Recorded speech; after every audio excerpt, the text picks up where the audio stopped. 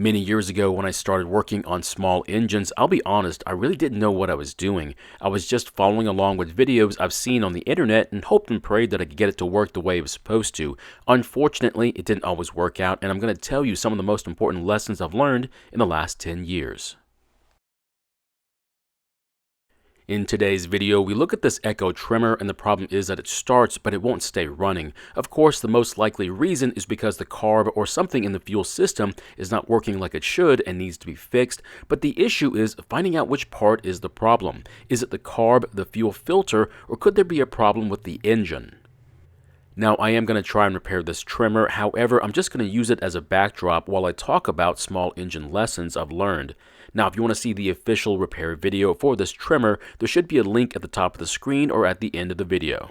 So one of the hardest lessons I had to learn while working on small engines, especially two-strokes, is basically the importance of engine compression. If it's worn out, it's not going to run, and if it does run, it won't have a lot of power. The first thing I want to do is to slowly pull on the rope and see if I can feel the engine compression fighting back. And if you do, that's great, but the next part is the hard part. Is it fighting back enough? To get that answer, you'll need to use a compression tester. Now, this ranks right up there with your ratchet, and what I mean by that is you need to have one, no questions asked. The problem was that years ago, I didn't realize just how important it was, and even though I had a compression tester in my tool bag, I never used it for small engines, only for automobiles, which was a mistake. There have been several projects where I've wasted my time working on the equipment, only to realize later on that the engine was just too far gone to be used again.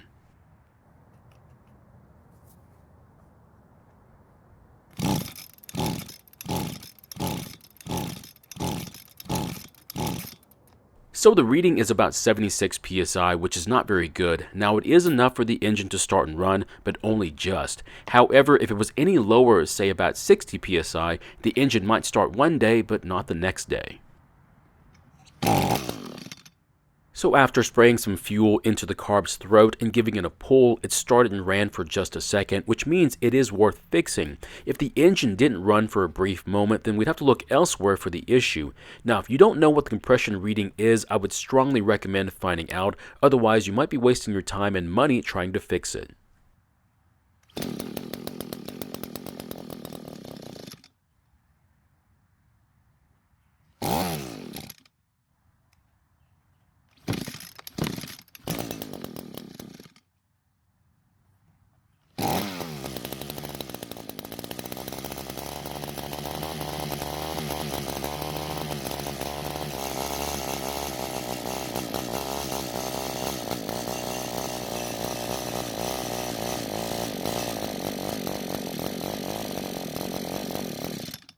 So it started and ran for a bit, but as you just saw, it didn't stay running. Now, from everything that I've gathered, I'm guessing the issue is the carb or something in the fuel system. That means we'll have to take the entire fuel system apart and find out what needs to be fixed or replaced to make it work the way it's supposed to. This is when things would go wrong years ago. I never really had a good understanding of what I was doing, and the other more important reason was why I was even doing it. Unfortunately, it took years of trial and error to figure out what I was doing, and I do emphasize the error part. So from what I understood from watching the videos when I was trying to fix these years ago, I was supposed to remove the carb, take it apart, and spray every part I could with carb cleaner, and then put it back together and hope and pray that it works, and that was pretty much it. The problem was that it rarely worked, but why did it fail? From all the descriptions, the carb was simply clogged, and what I was supposed to do was to spray the clog out of the carb's passages. The problem was that any dirt or debris would have to come from the fuel tank, which means it had to pass the fuel filter first. So cleaning the carb with carb cleaner is a good idea, but the idea that I'm clearing a clog simply doesn't make any sense. That brings us to the fuel lines and grommets. Now, these were often overlooked in the videos I watched, and I hate to say it, in my early videos, I also did the same thing because I didn't know any better myself. Now I know just how important it is to get the right kind of fuel lines, and also how important the routing is for the fuel system to work the correct way. In the videos I've watched, there were a lot of details that weren't mentioned, and unfortunately that leads to a lot of misinformation, which is what happened to me. Now, I'm not saying there weren't any videos that didn't have a lot of details. I know of a few presenters on this platform that does an excellent job explaining everything they do, but it's just a shame that if you find a different one, sometimes they're not as detail oriented. So what would my suggestion be? Well, that's pretty easy. Watch as many videos as possible, and when you find one with a lot of detail, that's the one you should follow. Then again, don't stop looking for a better video, and the worst that can happen is that you have more information than you need, which is never a bad thing. So if there wasn't a lot of information about cleaning carbs, then why watch the video and follow along with it? The answer was pretty easy, because I didn't know any better. Basically, you can either do everything the person in the screen was doing, or just pick the parts you wanted to try. And if that was the case, it meant there was absolutely no guarantee that the carb was going to work. So if you weren't going to commit to rebuilding the carb the way shown in the video, don't expect it to work like in the video. The best advice I can give you is to buy the carb and fuel line kits you see online and just ditch the spark plugs that come with them because they aren't that great. If that's the best advice, then why do you see me trying to clean and only partially rebuild the carbs in my videos? The answer is pretty simple: cost. An aftermarket carb and fuel line kit with extra parts could cost as little as $15, but when I go through the carb and fuel lines, the cost in parts is only $5. Plus, I don't have to wait for stuff to arrive in the mail. That's why you see me try and fix it versus just buying a kit.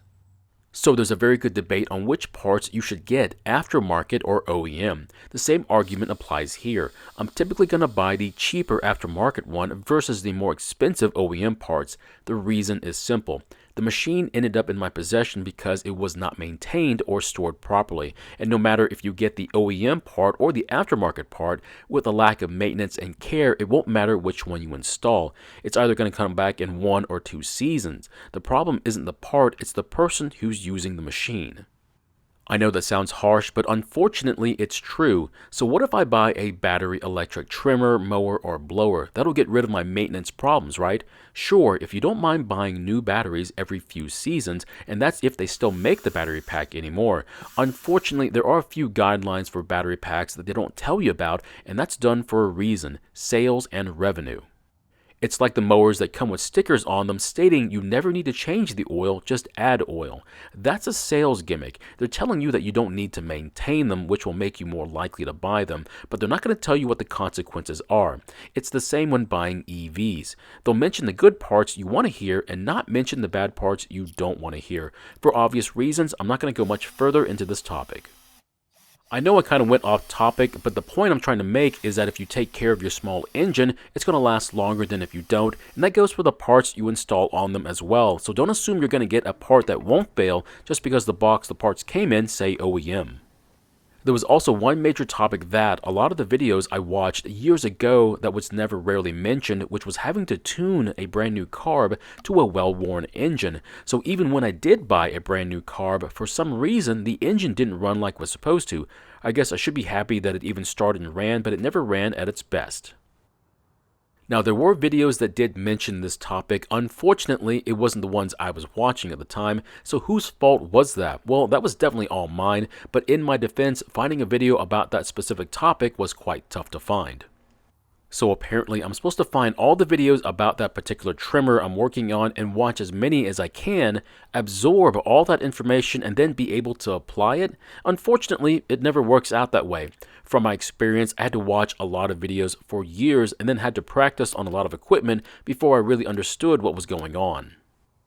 I haven't mentioned all the mistakes I've made either. I can remember several times where I would work on the entire fuel system, not once, but many times, and it would never do more than start and then stop. I would then start to make adjustments on the fuel screws, feeling like they were going to fix it, but since I didn't know what I was doing, it only made it worse. In the end, I've given away plenty of trimmers, blowers, and mowers because I couldn't get them to work. The times I've failed to fix something was not pleasant. In fact, it made me feel like I was the failure and not the machine. If only I had watched more videos and absorbed more information, I would have realized there was more to the issue than just spraying the carb with magical carb cleaner and then praying it was going to work. I then realized I need to understand what was going on first before I try and fix it. What I mean is that I need to focus on the diagnostic and get a better understanding of the part that wasn't working. That was the reason why I started 2 channels in the first place. One was supposed to be the diagnostic portion and the other was the repair. Unfortunately, I was just like everybody else watching. I wanted all the answers and solution all in one video and all on the same channel. One of the hardest concepts to pick up is tuning the carb. Now this one wasn't too far off. It only needed more fuel both at idle and at full speed. Now this wasn't meant to be a video on tuning, but I'll let you see a small part of the process and you'll see how it turned out.